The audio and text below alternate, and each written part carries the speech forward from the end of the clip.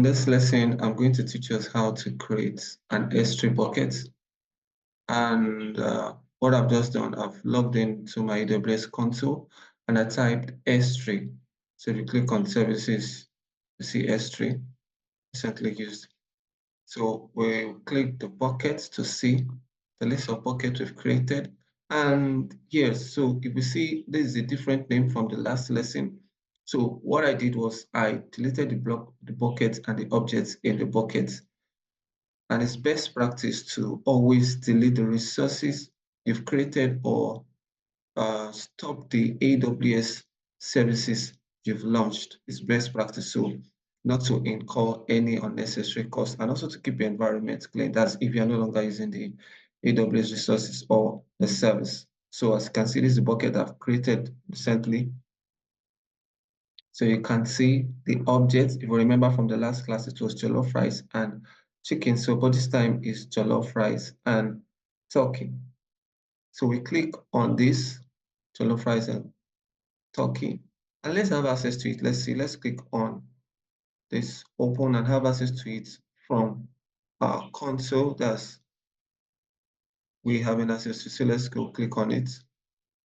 As you can see now, this is our jollof rice and turkey, but we want to have access to it publicly, so over the internet. So we'll copy this public URL and let me move me away from there and post it in a new tab.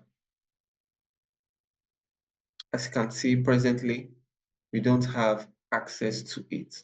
So the reason is because we've not allowed public access. So what we're going to do now is, let me put myself back up there. So let's go to buckets. Let's click on our buckets. We'll go to permissions. Click on permissions. As you can see, we are going to allow public access. So what we're going to do now is the bucket settings, we click on edit is the first thing to do. And we untick this and we save it. Let's type in confirm. That means we permit this to happen. And our changes have been made. So the next thing we want to do now is to create a bucket policy. Remember I told us we want to attach this bucket policy, and the way we can do is to do it within the bucket level. So click on edit here. Move this a bit. Click on edit. So we want to use policy generator. We don't want to use the policy examples that AWS has created for, excuse me. So we click on policy generator and we are there. So select type of policy. It's going to be an extra bucket policy. So in the statements now, we're going to use the allow. Effect is going to be allow. We're going to allow everyone. So the star here means everyone can have access to it. We're going to select actions. So what action can be performed in this bucket?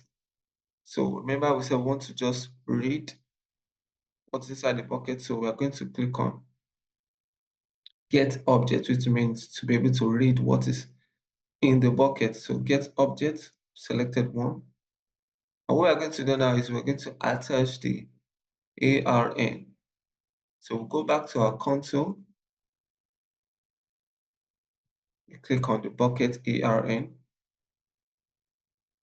Go back to our policy generator and let's copy and paste this ARN there. So now we've done that, but it's not finished yet. We're going to attach a slash and star. Why do we do this? Remember, the star is to allow everyone, and the slash there together with the star means we allow everyone access to every object within this bucket. So it grants permission to every object in this bucket. Let's add the statement. As you can see, the principal is star, effect is allow, action, get objects, resource is this. So let's generate this policy. What we're going to do now is we're going to copy and paste this. Copy everything. Copy, and let's close it. Now let's go back to our console. So in this policy, we are going to paste it here. So make sure you're not leaving any space. So we've generated policy, and we pasted it here. What we're going to do is scroll down and save changes. And boom, we already created our bucket policy. So let's try this out. Remember the last time when we went to the objects and we click here, we couldn't have access to it via this public URL. So let's try it now. We copy.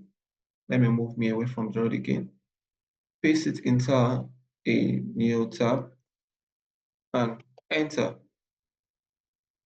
As you can see, we have our jollof rice and turkey. So that's it, guys. I believe this is very simple. So what we want to do now is to delete this. So I'm going to delete every one of the resources I've created and also delete the bucket. So which, like I said before, is best practice. So that'll be the end of this video.